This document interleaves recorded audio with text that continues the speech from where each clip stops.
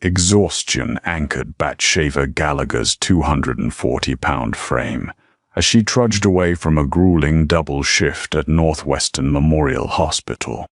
Her swollen feet yearned for a hot bath, but a wet, violent choking sound from a pitch-black Chicago alleyway stopped her dead. Every survival instinct screamed at her to keep walking. Yet her nurse's oath forced her heavy boots into the shadows. Dropping her bag beside an elegantly dressed, convulsing elderly woman, Bathsheba had no idea this single act of mercy would violently drag her quiet, invisible existence straight into the ruthless, gilded cage of the city's deadliest mafia kingpin. Cold October wind whipped through the concrete canyons of downtown Chicago, biting at Bathsheba's exposed cheeks. She pulled her oversized woolen coat tighter around her generous frame, her breath visible in the frosty air. Bathsheba, known as Bat to her colleagues, was a woman who took up space both physically and emotionally. She was fat, a reality she had long ago accepted and navigated with a mix of self-deprecating humor and unyielding competence. While her weight made the grueling physical demands of nursing a daily battle against backaches and joint pain, it also gave her a soft maternal presence that terrified pediatric patients and anxious elders alike found immensely comforting. Tonight, however, she was running on fumes. She had just finished a brutal double shift in the ER, assisting Dr. Samuel Harris with a relentless influx of trauma cases. As she bypassed the well-lit main avenue for a quicker, albeit darker, shortcut down Elm Street, her mind was solely focused on the leftover lasagna waiting in her fridge. A sharp, unnatural sound broke her reverie. It was a wet, rattling wheeze, followed by the distinct thud of a body hitting wet asphalt behind a row of industrial dumpsters. Bat froze. Every self-preservation instinct screamed at her to keep walking. This was not a safe neighborhood, but the oath she had taken was carved into her bones. Dropping her heavy tote bag, she hurried into the gloom, using her smartphone flashlight to pierce the darkness. There, crumpled against the brick wall like a discarded rag doll, was an elderly woman. She wore an elegant, though currently dirt-stained, charcoal wool coat that looked entirely out of place in the grime. The woman's silver hair was plastered to her forehead with cold sweat, and her hands clawed desperately at her own throat. Ma'am, can you hear me?" "I'm a nurse," Bat shouted, dropping to her knees beside the woman. The hard concrete sent a jolt of pain up Bat's heavy thighs, but she ignored it, immediately assessing the situation. The woman's lips were tinted a terrifying shade of cyanotic blue. Her eyes were rolled back, only the whites visible, and a thin line of white foam bubbled at the corner of her mouth. This wasn't a standard myocardial infarction. The erratic, thrashing movements in the pinpoint pupils suggested something far more sinister, a severe toxicological reaction. Bat's hands flew over the woman, checking her pulse. It was thready, racing a mile a minute before dropping dangerously low.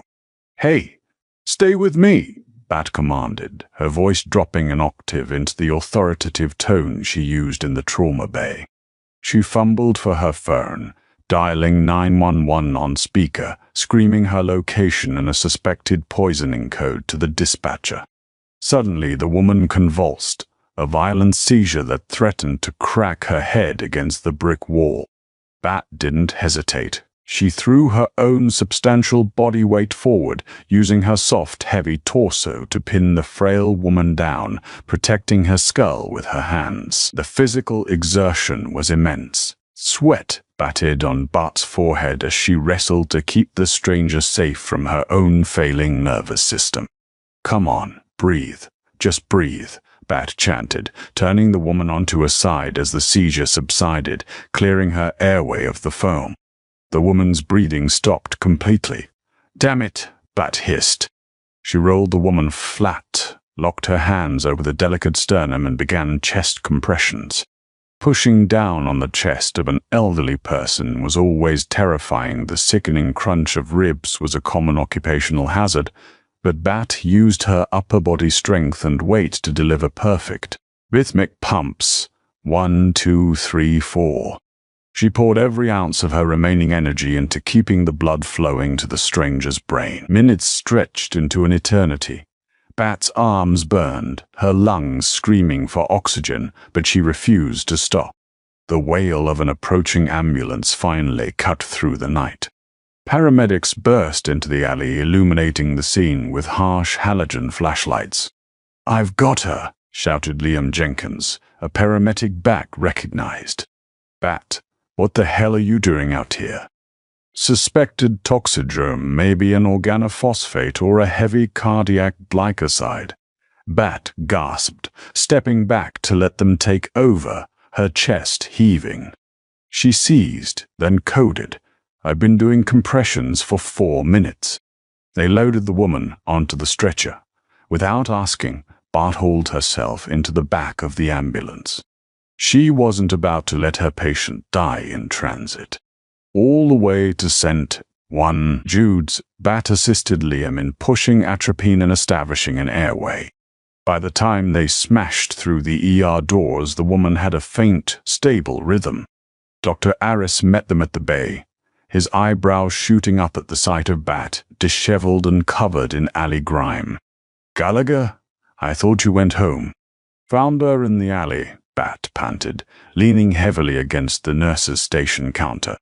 "She needs a full top screen. Stat, someone tried to kill this woman." The next afternoon, Bathsheba arrived at the hospital 2 hours before her shift began. She hadn't been able to sleep. Every time she closed her eyes, she saw the elegant, dying woman in the alley. The patient had been registered as a Jane Doe. She carried no purse, no identification, and her tailored clothes bore no labels, which Bart found intensely odd. After changing into her navy blue scrubs, the largest size the hospital provided, which still clung a bit too tightly to her hips, Bat waddled up to the ICU on the 4th floor. Jane Doe was in room 42012. The rhythmic beep of the cardiac monitor was a soothing contrast to the chaos of the previous night. Bat slipped into the room. The woman looked frail, connected to a myriad of IV lines and monitors, but the terrifying blue pallor was gone, replaced by a pale, aristocratic complexion. To Bat's surprise, the woman's dark, intelligent eyes fluttered open. They locked onto Bat, sharp and completely lucid. "You!"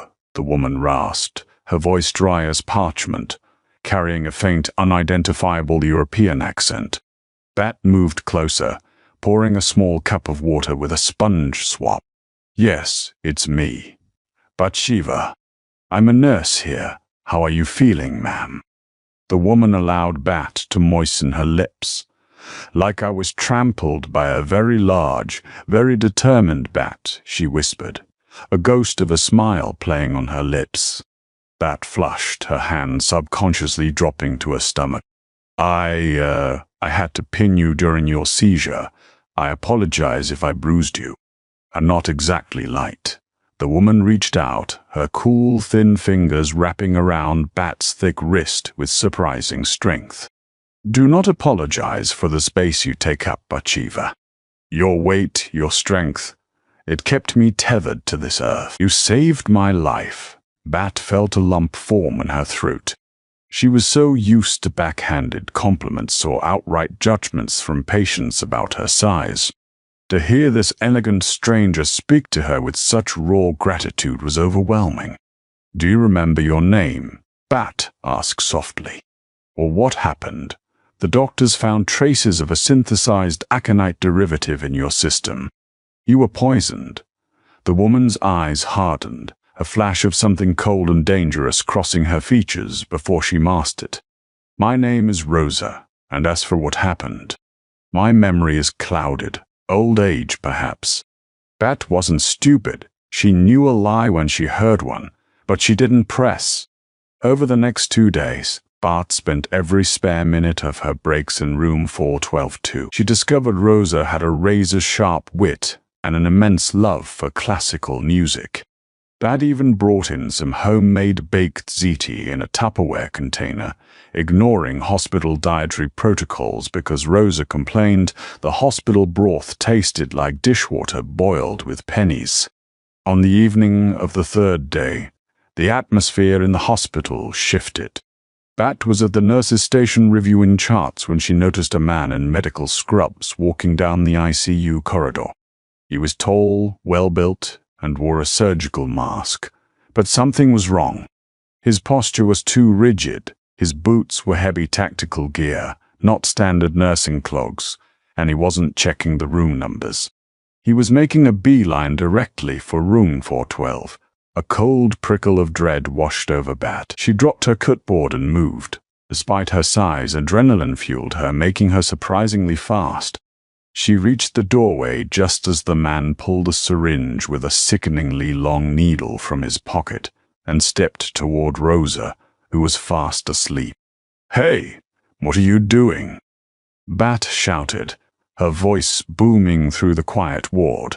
The man spun around, his eyes wide above the mask.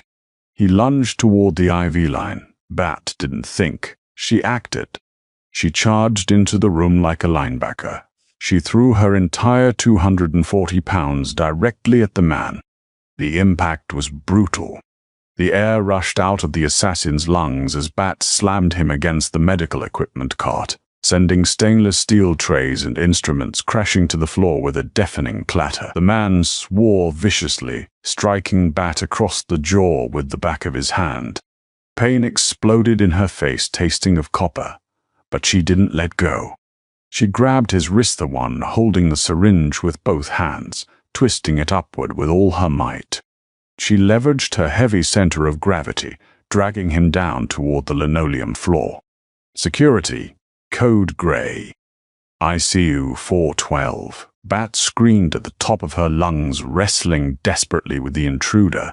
The man realized he was losing precious seconds. He kicked out, his heavy boot catching Bat in the knee. She cried out, her leg buckling under her immense weight, but she managed to violently yank his arm, causing the syringe to fly across the room and shatter against the wall. Hearing the pounding footsteps of hospital security approaching, the assassin violently shoved Bat aside. She crashed into the wall, sliding to the floor, breathless and bruised. The man sprinted out the door, disappearing down the emergency stairwell, just as two security guards burst into the corridor. Bat scrambled to her knees, ignoring her throbbing jaw and screaming knee, pulling herself up to the bed. Rosa was awake now, staring at the shattered syringe on the floor, her expression unreadable, though her hands trembled slightly. "Are you okay?" Bat gasped, checking Rosa's monitors. Rosa looked at the chubby, disheveled nurse, a bloody split lip marring her kind face. "You fought for me," Rosa whispered, o'erlacing her tone. Again. "Well," Bat panted, trying to force a reassuring smile. "I told you I'm a very determined batter." The following morning, St. Jude's Medical Center ceased to function as a normal hospital. Bat arrived with an ice pack pressed to her swollen cheek and a slight limp. She barely made it through the sliding glass doors before she realized something was terribly wrong. 6 black, armored SUVs were parked haphazardly in the ambulance bay, engines idling. Inside the lobby, the usual morning bustle had been replaced by a suffocating silence. Men in immaculate dark tailored suits were stationed at every exit, near the elevators and down the corridors. They weren't police. They had the cold, dead-eyed look of predators surveying a watering hole. "Doctor, Dashit?" Aris was standing near the front desk, looking pale and sweating profusely, talking to a man who commanded the room simply by standing in it. The man had broad shoulders, raven black hair slicked back perfectly, and wore a bespoke charcoal suit that screamed old money and absolute power. His profile was sharp, aristocratic, and unyielding. Bat hobbled forward, her protective instincts flaring. She pushed past a large man who tried to block her path. "Excuse me, I work here. Move." The large man blared but stepped aside when the man in the charcoal suit turned around. Grayson Valenti possessed eyes as cold and dark as the Chicago River in winter. As the current don of the Valenti crime family, he was accustomed to people shrinking away from him, trembling in his presence. When he turned his gaze on Bathsheba Gallagher, a fat, battered nurse holding a cheap ice pack, he expected the same fearful deference. He didn't get it. "Who is this?" Grayson demanded, his voice a low, gravelly baritone that vibrated through the floorboards. That is Nurse Gallagher, Doctor." Aris stammered. "She's the one who—" "I'm the one who's trying to get to my patient," Bat interrupted, glaring right back at Grayson. She didn't know who this man was, but she knew he was disrupting her hospital. "And unless you have medical clearance, you and your private security detail need to clear the hallways. This is a hospital, not a nightclub." A collective gasp echoed from the nurses behind the desk. Grayson's right-hand man, a scarred enforcer named Silvio, reached inside his jacket. Grayson held up a single gloved hand. Silvio froze. Grayson took a slow, deliberate step toward Bat. He looked her up and down, taking in her stained sneakers, the tight scrubs that highlighted her heavy hips, the split lip, and the fierce protective fire in her hazel eyes. "You are the woman who found my mother," Grayson stated. It wasn't a question. Bat blinked. "Your mother, Jane Doe." "Rosa is your mother?" "Rosa Valenti," Grayson corrected, stepping into her personal space. He loomed over her, a physical threat wrapped in expensive Italian wool. "My men scoured the city when she went missing from her townhouse. I am told she was poisoned. I am also told an attempt was made on her life in the ICU last night." Grayson reached out, surprisingly gentle, and tilted Bat's chin up with his thumb to inspect her split lip and bruised cheek. Bat stiffened, but didn't back down. "And I am told," Grayson continued, his voice dropping to a dangerous whisper meant only for her, that a nurse threw herself into a professional hitman to save her, using nothing but her bare hands. "I did my job," Bat said, her voice shaking slightly, not from fear, but from the intense, suffocating energy radiating off him. "Someone had to stop him." Grayson dropped his hand. He turned to Dr. Aris. "My mother is leaving this facility now. I have a private trauma suite set up at my estate. Mr. Valenti, she is not stable for transport, Doctor." Aris began. "She's not safe here," Grayson snapped, the facade of civility cracking to reveal the ruthless boss beneath. "Your security's a joke. She leaves with me." He turned his dark gaze back to Bat. "You, Gallagher, you are coming too." Bat's jaw dropped. "Excuse me." "No, I'm not. I have a job here. I have a life. You can't just abduct a registered nurse." Grayson stepped closer until the tips of his expensive leather shoes touched her scuffed sneakers. He leaned down, his lips mere inches from her ear. He smelled of cedarwood, dark espresso, and something undeniably dangerous. "My mother refuses to let any of my private medical staff touch her. She is demanding the determined Bart who saved her life," Grayson murmured, a hint of dark amusement lacing his tone. "You saved her twice, Bathsheba. In my world, that creates a debt, but it also puts a target on your back. Whoever tried to kill her knows your face now. They know you interfered." Bat felt all the blood drain from her face. The reality of what she had stumbled into hit her like a freight train. "You will pack your things," Grayson ordered, stepping back, his mask of cold authority firmly back in place. "You will be compensated 100 times your current salary, but you will come to my home, You will care for my mother, and you will stay alive. Do we understand each other?" Bat looked around. The hospital staff was silent, terrified. She looked at the heavy-set men guarding the doors.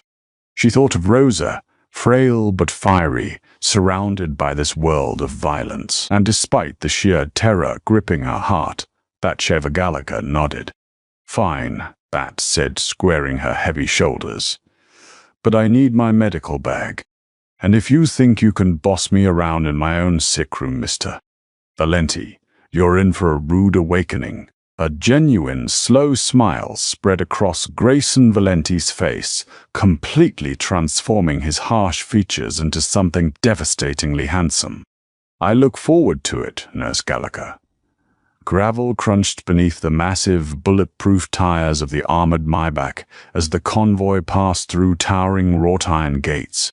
Bathsheba pressed her face against the tinted window, her wide hazel eyes taking in the sprawling 40-acre estate, nestled deep within the affluent enclave of Highland Park, right on the edge of Lake Michigan. The Valenti compound was less of a home and more of a heavily fortified medieval castle wearing the disguise of a modern, multi-million-dollar architectural marvel.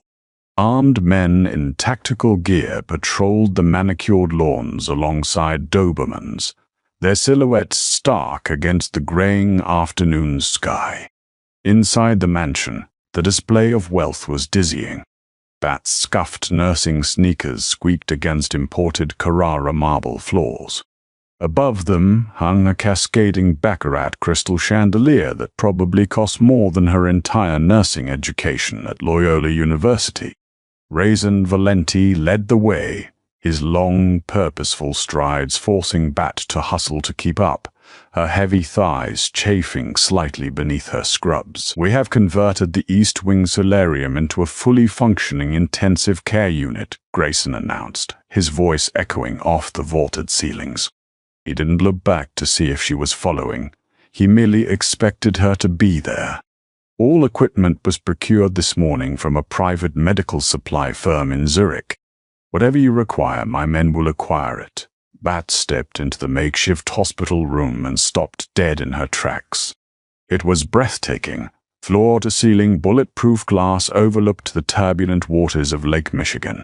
In the center of the room sat a state-of-the-art Hillrom hospital bed, flanked by top-tier cardiac monitors, a portable ultrasound machine, and an Alarus infusion pump system. Rosa Valenti rested against a pile of plush, custom monogrammed fret pillows, looking significantly better than she had in the sterile, chaotic environment of St. Jude's. Standing beside the bed was a slender, sharp-featured man holding a silver tray. He wore a tailored vest and a perfectly knotted silk tie. "Ah, the formidable nurse arrives," Rosa croaked, a genuine, albeit weak, smile gracing her lined face. "Bathsheba, this is Lorenzo. He has been trying to force-feed me pureed pheasant for the last hour. Please tell him to throw it into the lake. Nutritional intake is vital for cellular regeneration, Signora," Lorenzo murmured, his tone respectful but firm.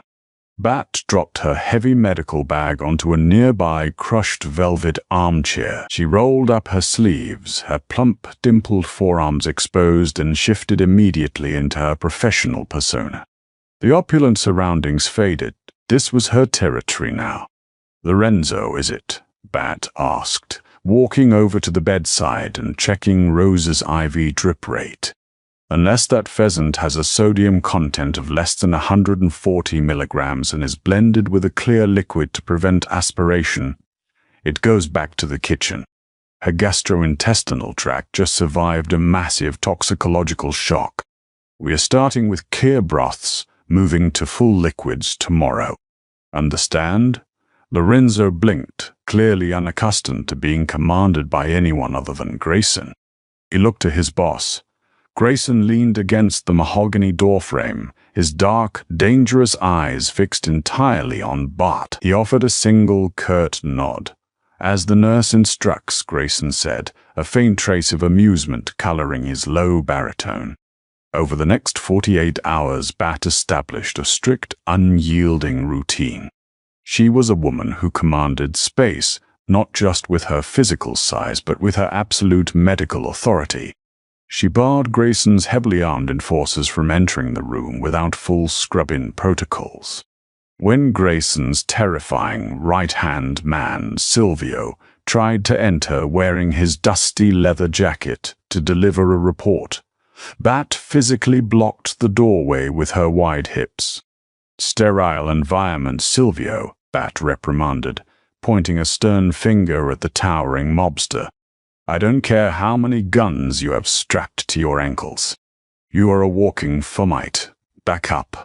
From down the hall, Grayson had watched the exchange, a low chuckle rumbling in his chest. Women in Grayson's world were typically two things: terrified of him, or desperately trying to seduce him by conforming to impossible, starved standards of Batuti. But Shiva Gallagher was neither. She was soft, heavy, fiercely protective, and completely unimpressed by his Mafia empire. On her third night at the estate, Bart was sitting in the dimly lit solarium, charting Rosa's vitals on an iPad. The older woman was finally sleeping peacefully. A floorboard creaked, and Bat looked up to see Grayson entering the room. He had discarded his suit jacket and tie. His white dress shirt was unbuttoned at the collar, revealing the dark ink of a tattoo creeping up his muscular neck. He moved silently, a predator in his natural habitat, and sank into the velvet armchair opposite Bat. He poured 2 fingers of amber liquid from a crystal decanter into a lowball glass.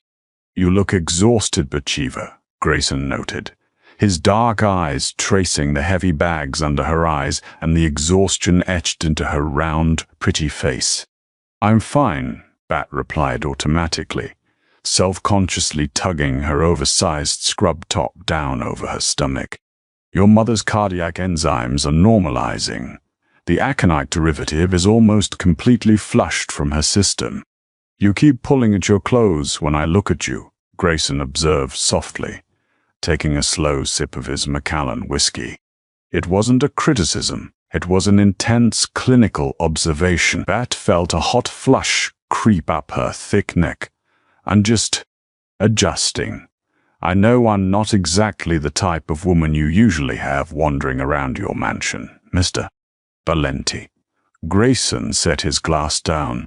He leaned forward, resting his elbows on his knees.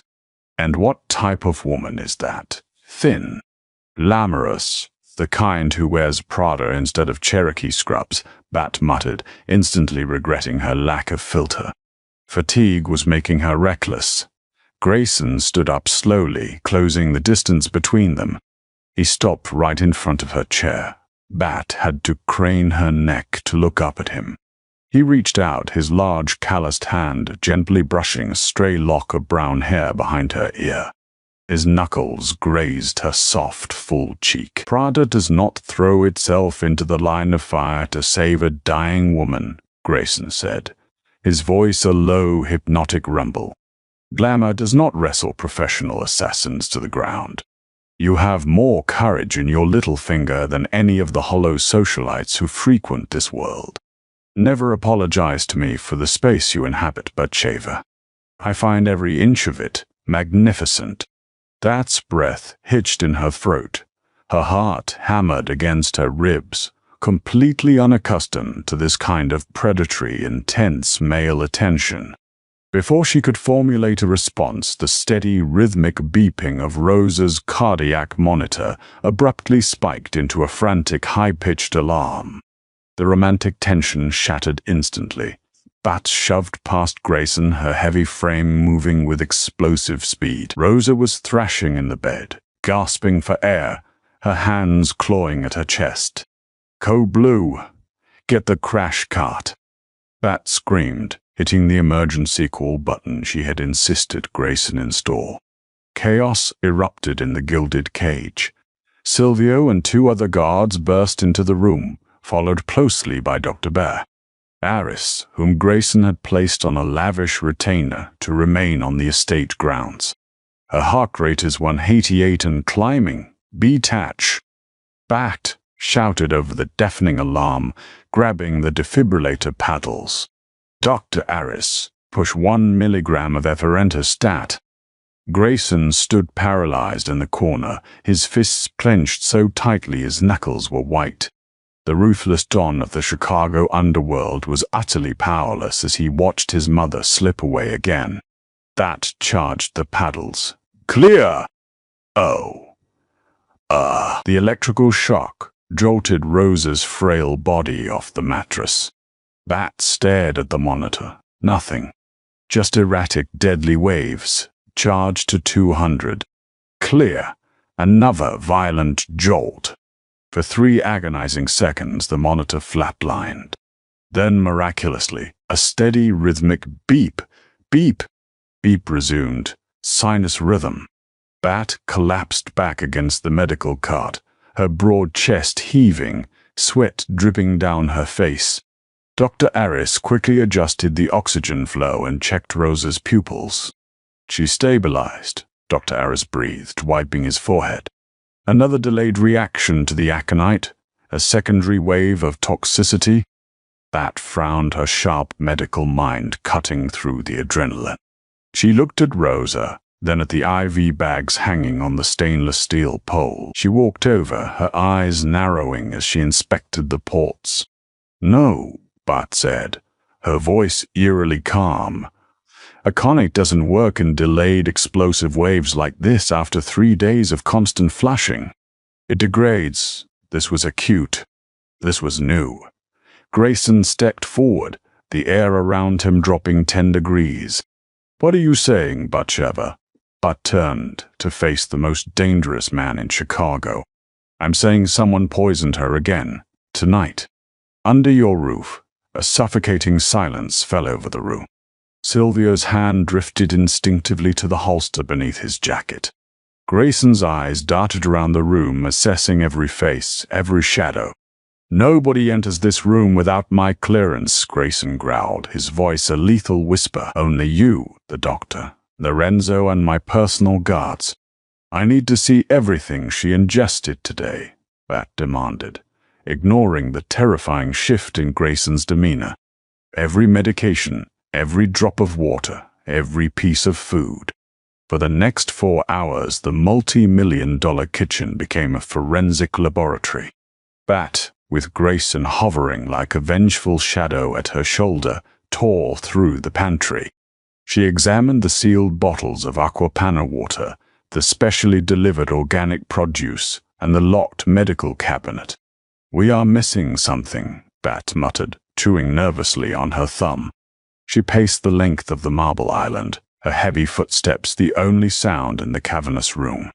The IV bags were sealed. The medications are prepackaged. It has to be something seemingly innocuous, something only an old woman recovering from trauma would ask for. She stopped pacing. She looked at Grayson, her eyes wide. Tea. When I was chart-checking earlier, Lorenzo brought her a cup of chamomile tea. She said it tasted bitter, but she drank it to soothe her throat. Grayson snapped his fingers. Silvio immediately produced the fine porcelain teacup from a tray near the sink. A few drops of dark amber liquid remained at the bottom. Bat grabbed a portable touchscreen kit from her bag. She carefully extracted a single drop of the leftover tea and applied it to the testing strip. The strip required a reagent for common heavy metals and botanical toxins. She applied the chemical drops and waited. 1 minute. 2 minutes. The strip aggressively turned a vibrant, unmistakable shade of purple. The Digitalis, Bat whispered, her blood running cold. Foxglove extract, and it's a cardiac glycoside. In small doses, it treats heart failure. In massive, concentrated doses, it induces a fatal arrhythmia. It mimics a natural heart attack. Grayson stared at the purple strip. The betrayal was absolute. The enemy wasn't an outside rival family like the Novaks. The enemy was inside his walls. Lorenzo, Grayson said. The name tasted like ash. He's been with your family for 20 years, Silvio interjected. his scarred face twisting in disbelief. "He practically raised you when your father died, boss. Why would he do this? Because a 20-year loyalty is expensive to buy out, but not impossible," Grayson said, his voice completely devoid of emotion. "Silvio, bring him to the soundproof cellar. Do not kill him.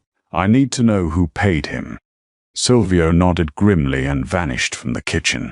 Grayson turned to Bat. The sheer violence radiating from him was palpable, yet he didn't direct a drop of it toward her. Instead, he stepped close, reaching out to grip her thick, soft shoulders. His hands were shaking slightly, the only physical tell of the betrayal tearing him apart. "You saved her again," Grayson whispered, resting his forehead gently against hers. It was an incredibly intimate, vulnerable gesture from a man who showed no weakness to the world. "If you hadn't been here, if I had hired some standard private nurse who didn't care enough to look closer, my mother would be dead." Bat's hands tentatively came up to rest on his solid, muscular chest. She could feel the rapid, furious bat of his heart through the expensive cotton of his shirt. "Grayson," she breathed, using his first name for the first time. "I'm just doing my job." "No," Grayson corrected fiercely, pulling back slightly to look into her hazel eyes. "You are doing far more than that. You have waged a war for my family, Bathsheba Gallagher, and I protect those who fight for me." Before Bat could process his words, a muffled gunshot echoed from deep beneath the mansion floors. Grayson's jaw tightened. "Stay here," he commanded softly, the Mafia boss seamlessly returning to the forefront. "Lock the kitchen doors. Do not let anyone in but me." As Grayson disappeared down the dark hallway leading to the basement stairs, Bat realized with terrifying clarity that she was no longer just a bystander caught in the crossfire. She was the anchor holding a king to his humanity, and she was plunging headfirst into a dark, violent world from which she might never escape. Silence descended upon the opulent kitchen, heavy and suffocating. Bathsheba stood frozen near the massive sub-zero refrigerator, her reflection staring back at her in the polished stainless steel. She saw a woman who looked entirely out of place, a 240-pound ER nurse with a messy bun, wearing cheap scrubs in a kitchen that likely cost more than a small island. Yet beneath the soft, dimpled curves of her face and the heavy set of her shoulders, there was a resolute fire. She was terrified, yes, but she was also incredibly angry. Someone had used her patient's vulnerability to strike a lethal blow. 10 minutes later, the heavy oak doors swung open. Grayson emerged from the shadows of the corridor. He looked immaculate, save for a single stark drop of crimson blood staining the crisp white cuff of his Tom Ford dress shirt. His face was a mask of chiseled granite, completely devoid of the tender vulnerability he had shown her just moments before. "Lorenzo sang," Grayson stated, his voice devoid of any inflection. He walked to the marble island and poured himself a glass of water from the tap, downing it in one smooth motion. He didn't even require much persuasion. The gunshot you heard was Silvio executing a warning shot into the concrete floor. Lorenzo's loyalty was bought for $5 million and a one-way ticket to a non-extradition country. "Who paid him?" Bat asked, her voice steady despite the trembling in her thick fingers. Grayson's jaw locked. "My father's brother, Domenico Valenti. He was exiled to Sicily a decade ago for attempting to traffic narcotics through our Union shipments, something my father strictly forbade. He has returned, it seems, and he wants the seat of the Don. My mother was the only remaining thread holding the old guard's loyalty entirely to me. With her dead, Domenico believed he could force a vote of no confidence." Bat sank onto a plush leather bar stool, the plush material yielding to her heavy frame. "Your own uncle, Grayson, that's horrific." "It is the reality of our bloodline," Grayson replied, walking over to her. He didn't hesitate. He closed the distance and placed his large hands on her waist, his long fingers splaying over the soft, wide curve of her hips. The touch sent a jolt of electricity straight to Bat's core. But Domenico underestimated two things. He underestimated my capacity for absolute retaliation, and he underestimated you, Bathsheba. Before Bat could process the heat radiating from his touch, a shrill, deafening klaxon shattered the quiet of the mansion. The baccarat crystal chandelier above them vibrated with the sound. The main lights immediately snapped off, plunging the estate into darkness for 3 terrifying seconds before the dull red glow of emergency backup lights flickered to life. Silvio burst into the kitchen, a customized Heckler & Koch MP5 submachine gun already strapped to his broad chest. "Boss, the perimeter is breached. 3 heavily armored SUVs just crashed the north gates. They disabled the main breaker and the external surveillance. We have visual on at least 15 men moving on the east wing." Grayson's eyes went completely black. The east wing. The solarium. "They aren't waiting for the poison to finish the job," Grayson snarled, pulling a sleek, matte black Glock 19 from a holster at his lower back. "They came to execute her themselves." Silvio locked down the central corridor. "I want a kill box established in the grand foyer. Grayson, your mother." Bat gasped, her maternal instincts completely overriding her fear. "She's hooked up to the Alaris pump and the heavy monitors. We have to move her, but she can't walk." "We take her to the panic room beneath the library," Grayson ordered, his grip on Bat's waist tightening for a fraction of a second before he let go. "Move, Bathsheba. Keep your head down." Bat didn't need to be told twice. She sprinted down the red-lit hallway, her heavy nursing sneakers pounding against the imported rugs. Her lungs burned, and her thick thighs chafed with the exertion, but she pushed her body to its absolute limits. They burst into the makeshift ICU. Rosa was awake, her dark eyes wide with alarm, though she remained eerily calm. The distant staccato pop of gunfire echoed from the front of the estate. The siege had begun. "Signora, we are moving you," Bat announced in her most authoritative trauma ward voice. She immediately began disconnecting the non-essential monitors, her fingers flying over the delicate wiring. "Domenico?" Rosa guessed, her voice raspy. Grayson nodded curtly as he checked the magazine of his weapon. "Yes, Mama. We are going to the vault." "The portable oxygen tank," Bat instructed, grabbing a heavy green steel cylinder from the corner. "Grayson, you have to carry this. I will support her weight. The IV line stays in." Grayson slung the heavy oxygen tank over his shoulder as easily as if it were a gym bag. Together he and Bat hoisted Rosa from the bed. Bat positioned herself on Rosa's weaker side, wrapping her thick, sturdy arm around the frail woman's waist, essentially acting as a human crutch. Rosa leaned heavily into Bat's soft side, grateful for the sturdy, unyielding support of the larger woman. They moved painfully slowly down the east corridor. The sound of gunfire grew louder, transforming from distant pops into deafening, echoing blasts of violence. The smell of cordite and pulverized drywall began to filter through the expensive HVAC system. "Through the study," Grayson commanded, gesturing with his gun toward a set of heavy mahogany doors. Just as they crossed the threshold into the sprawling 2-story library, the large bay windows overlooking the gardens shattered inward in an explosion of glass and moonlight.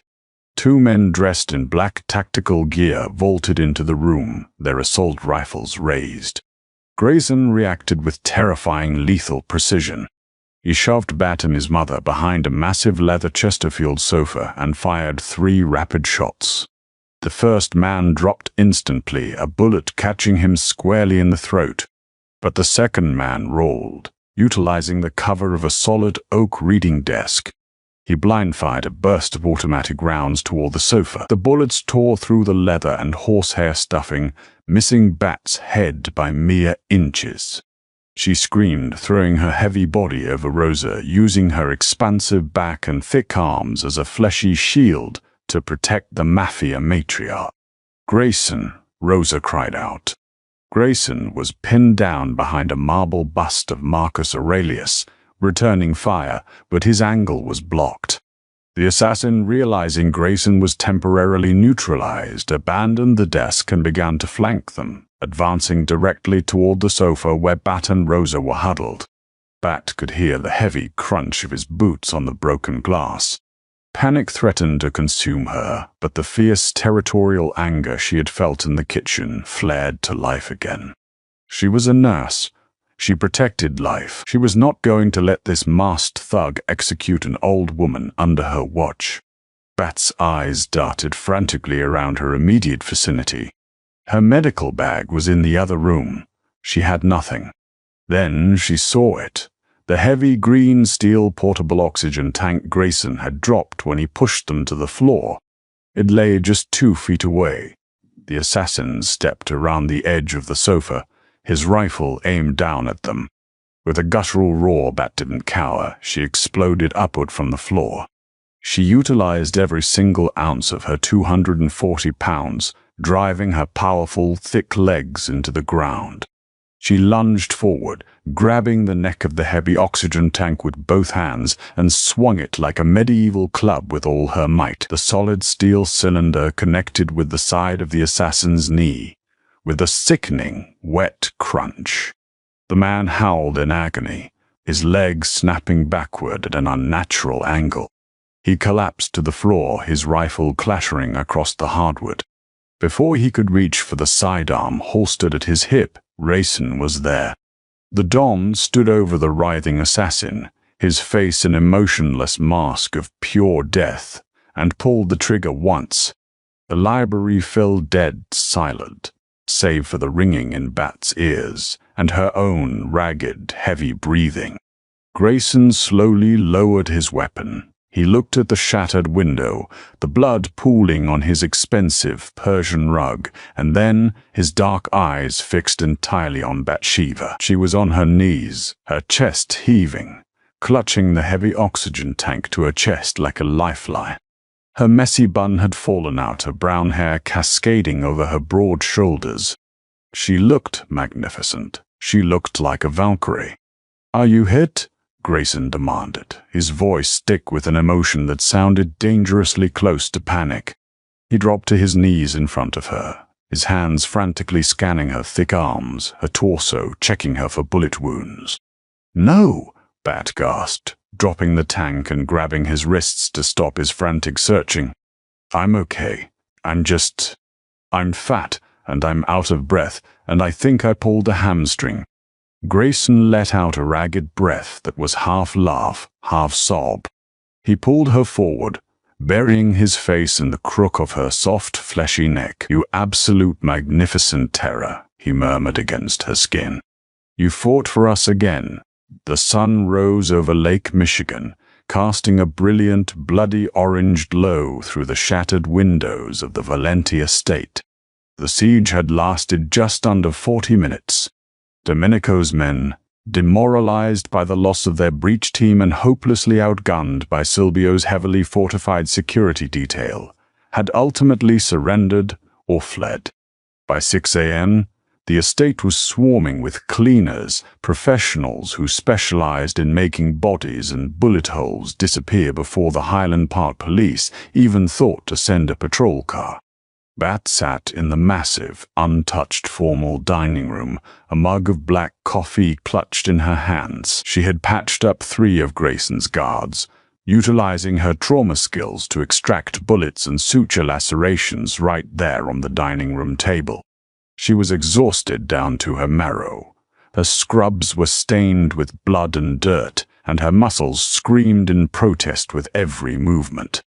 Grayson walked into the room. He had finally changed out of his blood-stained shirt, now wearing a simple, dark cashmere sweater that stretched taut across his broad chest. He carried an iPad, handing it to Silvio, who nodded and left the room, leaving the two of them alone. Grayson pulled out the chair next to Bat and sat down. He didn't speak immediately. He just looked at her. "How is she?" Bat finally asked, breaking the silence. "Dr. Aris is with her. She's resting comfortably in the reinforced suite," Grayson replied softly. "Her heart rhythm is perfect. She asked for you, but I told her the determined Batra needed to hibernate for a few hours." Bat let out a tired chuckle, tracing the rim of her coffee mug. "I guess my employment contract just got a lot more complicated, huh? Do I need to learn how to shoot a gun now, or is swinging heavy medical equipment my designated combat role?" Grayson smiled, a genuine warm expression that reached his dark eyes. He reached out and gently covered her hand with his. "There will be no more combat for you, Bathsheba," Grayson promised, his tone turning fiercely serious. "Domenico was found dead in his warehouse in the Fulton Market District an hour ago. Silvio handled it personally. The threat is extinguished. My family is secure." Bat swallowed hard. The casual mention of murder should have sent her running for the hills. But sitting here, feeling the warm, calloused weight of Grayson's hand on hers, she realized she had crossed a threshold. She had seen the absolute worst of this world, but she had also seen the fierce loyalty and the raw, protective love this man harbored for his family. "So, what happens now?" Bat asked softly, looking down at their joined hands. "Do I go back to St. Jude's? Back to double shifts and microwave lasagna?" Grayson's grip tightened. "Is that what you want?" "I don't know," Bat admitted, her hazel eyes meeting his dark ones. "I know I don't belong in a baccarat chandeliered mansion. I'm a curvy, loud, messy nurse from the South Side. I don't fit into this pristine, terrifying world of yours, Grayson." Grayson stood up, pulling Bat up with him. He didn't let go of her hands. He stepped into her space, his towering frame casting a protective shadow over her. "You are right. You do not fit into my world," Grayson murmured, his voice a low, vibrating hum that made her toes curl. "You eclipse it. Every woman I have ever known has been a fragile, delicate ornament. You are a force of nature. You take up space, Bathsheba, and you fill every room you enter with light and strength and a fierce, unyielding compassion."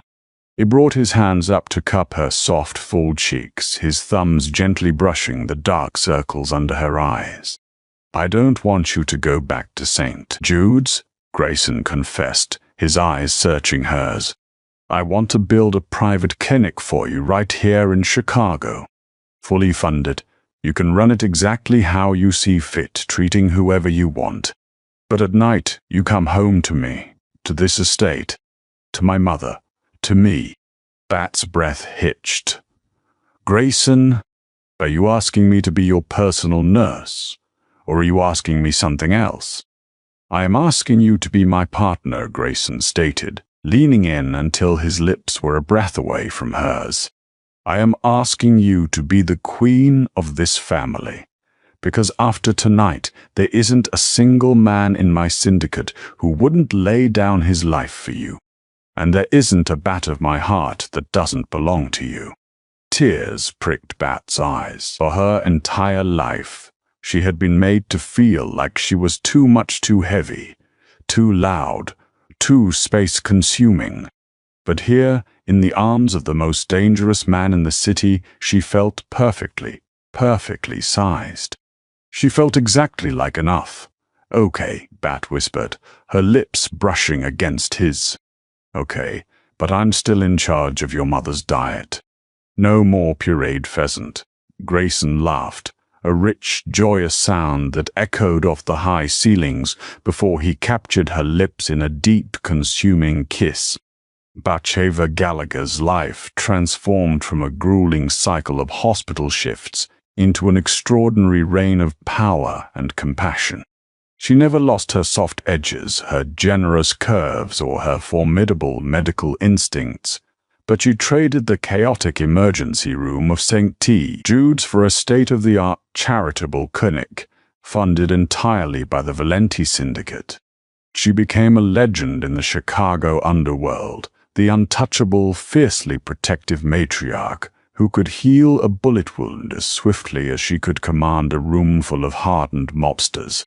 Grayson worshipped the very ground she walked on, finding endless gratuity in the space she occupied, proving that true power isn't about being untouchable, it's about the immovable strength found in unconditional love. She had walked into a dark alley to save a dying stranger, and in doing so, she had rescued a king and claimed her rightful throne.